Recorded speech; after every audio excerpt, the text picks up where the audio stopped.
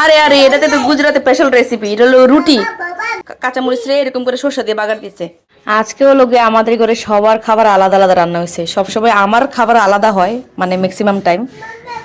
আর এখানে fish curry আছে বিবান আর আমার জন্য। তুমি আচ্ছা, বা রুটি বানাইছে তুমি খাচ্ছ, সেটাই তো? বাস বুঝে গেছি, বা রুটি বানাইছে মানে বা মানে দাদি। এটা মাম্মি, হ্যাঁ এটা মাম্মি। ঠিক আছে, হয়েছে, কথা শেষ। বাস এখন আমি বিস্তারিত বলি। আচ্ছা, আমার তরকারি কালারটা এরকম কেন? বিকজ বিবানের জন্য আর আমার জন্য একসাথে বানাইছি, এই জন্য। আর বা রুটি বানায়। বা রুটি কিভাবে বানাচ্ছে দেখি, কিভাবে রুটি বানাচ্ছে? এইভাবে এইভাবে? আচ্ছা আচ্ছা, তোমার কথা বলতে হবে না, ও ভিডিও করলেই কথা বলে মাঝখানে এসা। আর এটা হলো আর্ধেকের সবজি আর ভাত আছে এখানে নিচে। আর মম, এটা কি বানাইছো?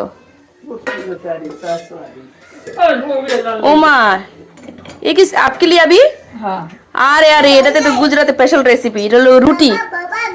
রুটি সম্বাস দিছে পেঁয়াজ দিয়া, কারি পাতা দিয়া, আর গিয়া দই দিয়া। আর এটা হলো মরিচ, মরিচ কাঁচা মরিচ রে এরকম করে সরষে দিয়ে বাগার দিচ্ছে। ঠিক আছে, বাস। এটা খাইবো কি দে জানো? তোর আমি চিন্না গেছি, তুই ভিডিও করলে কথা কস। তোর আমি চিন্না গেছি। দেখো মাম্মি, ও ভিডিও করতে তো कैसे बात करते रहता है। মম হাস, কথা বলবি? বলবি আর কথা? আমি ভিডিও করলে তুই কথা বলিস সারাক্ষণ। আর কথা বলবি কানে ধর। বল আর বলবো না? ঠিক আছে। তো এটা হলো ডালিয়া, আর গুজরাটে মানুষ কিন্তু তোর কাম আছে।